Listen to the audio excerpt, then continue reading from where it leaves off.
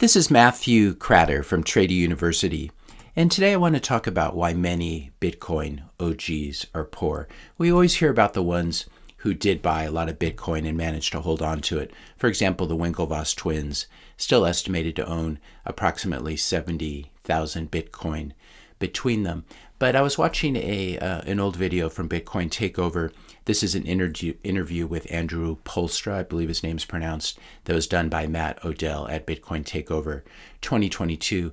Andrew Poelstra now works for Blockstream, but he was really an OG in the space.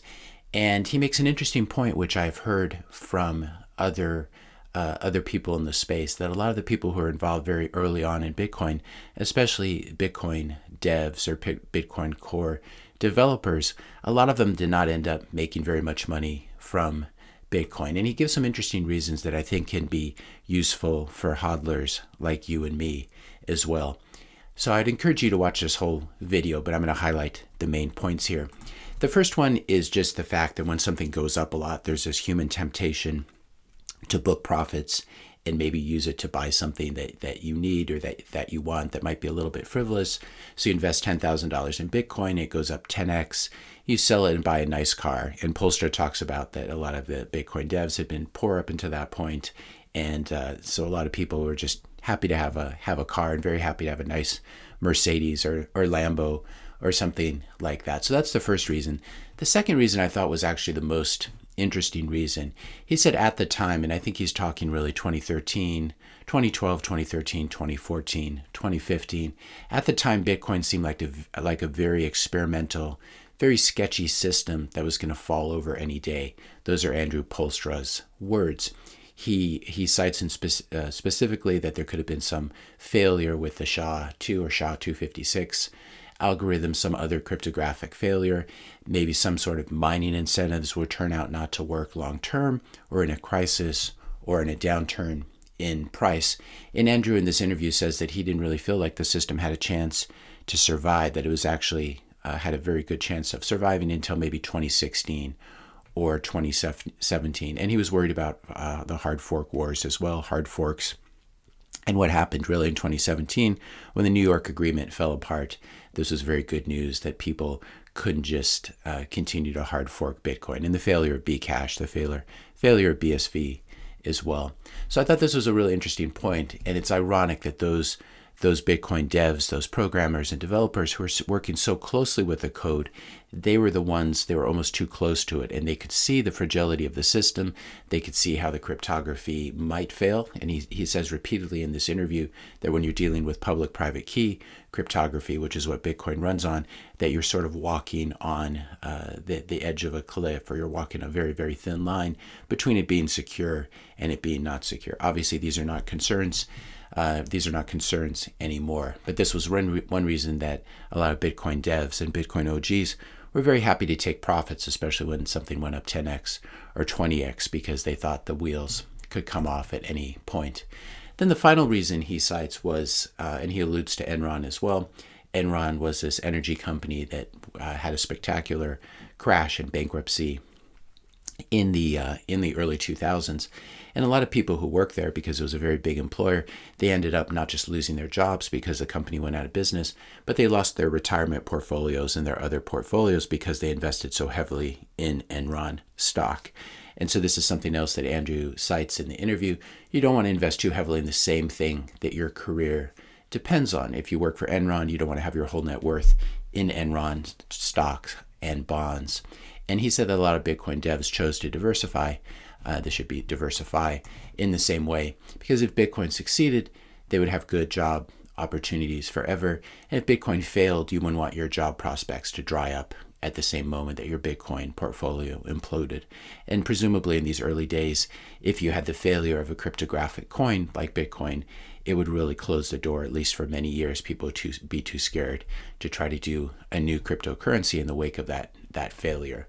And so this was another reason that a lot of Bitcoin devs were not invested. I first heard about Bitcoin from a friend in 2011, and I thought I was too smart for it. Unfortunately, I remember telling my friend that I'd be comfortable buying maybe $10,000 worth of it, just taking a punt. but that it probably wouldn't move the dial too much for my net worth, and so it wouldn't be worth the hassle. This was when Bitcoin was trading at $1, $2 a share, $2 a coin, approximately. So if I had bought and hodled, I would have today 5,000 to 10,000 Bitcoin. So this is one of those life lessons that we all learn, where we think we're too smart for something, and then that something else turns out to have been much smarter than you are, or than I am. My friend did not end up buying and hodling Bitcoin either. And looking back on it, I'm sure that I either would have lost the coins. Maybe I'm just comforting myself here, but I probably would have made some mistake in hodling them. Maybe I would have left them on Mt. Gox, which was the main place to buy them at that point if you weren't going to be mining them. And I think it's extremely likely that after it went up 10x or 20x, because normally when an asset goes up that much, it's fairly fully valued, and it's better to just move on to the next thing. Of course, Bitcoin is this very unique, special asset, as we talked about yesterday, and I'll link to that video below. But I'm sure I would have sold it after it went up 10x or 20x, and I would have been very proud of myself, and maybe been too scared to buy back in at higher prices. As it was, I didn't really end up hodling. I did trade Bitcoin on and off, especially in 2017 with the wonderful volatility that it had.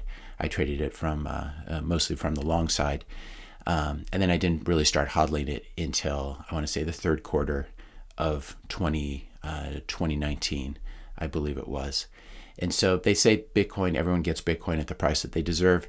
That was the price that I deserve, obviously. I'm still buying it almost every day. And now I feel like I have the strength and the knowledge to hold it for the rest of my lifetime and never sell it. But I thought it'd be interesting to share Andrew's stories with all of you. I think when Bitcoin gets to $500,000 or $1 million, everyone will look back on it, everyone who didn't own it over that time, and just think, wow, these people made such easy money. They didn't really do anything to deserve this. They deserve to be taxed at 90% on their Bitcoin or something.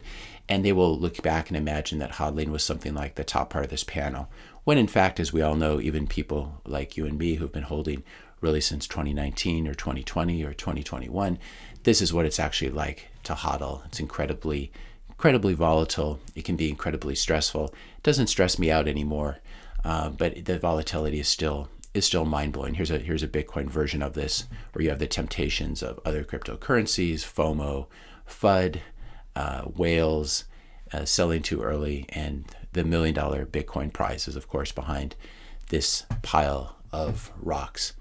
I hope you're all having a happy Passover, happy Holy Saturday, happy Lazarus Saturday, happy Easter. I'm going to take the day off tomorrow, but I will see you all on Monday. If you found this video helpful, be sure to hit that subscribe and like button. Hit the notification bell if you want to be notified when I publish my next video. And let me know your questions and comments in the comment section below. Thanks a lot for watching, and I'll see you on Monday.